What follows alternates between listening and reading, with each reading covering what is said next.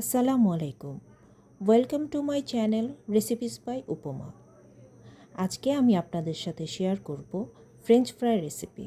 হ্যাঁ, French fry খুব সহজ, আবার অনেকে যারা আমার মতো নতুন রাঁধুনি আছেন তাদের জন্য কিন্তু ফ্রোজেন করাটা একটু কষ্টকর, সেটাই আমি আজকে আপনাদের দেখাবো।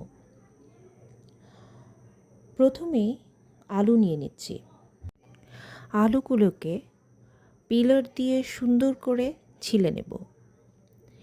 ছিলে তারপর আলুগুলোকে ফ্রেঞ্চ ফ্রাইয়ের শেপ দিয়ে সুন্দর করে কেটে নিতে হবে। কাটার পর আলুগুলোকে আধা ঘন্টার মতো ঠান্ডা পানিতে ভিজিয়ে রাখবেন।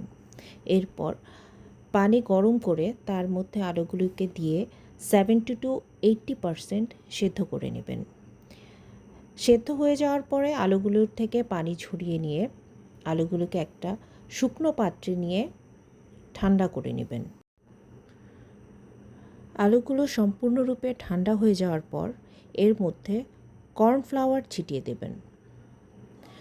কর্নফ্লাওয়ার ছেটানোর পরেই কিন্তু আলুগুলো ফ্রোজেন করার জন্য প্রস্তুত হয়ে যাবে।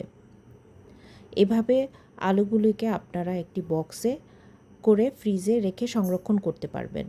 এরপর মেহমান আসুক বা বাচ্চাদের টিফিনের প্রয়োজনে যখন ইচ্ছা তখন এগুলি ভেজে নিয়ে আপনারা পরিবেশন করতে পারবেন।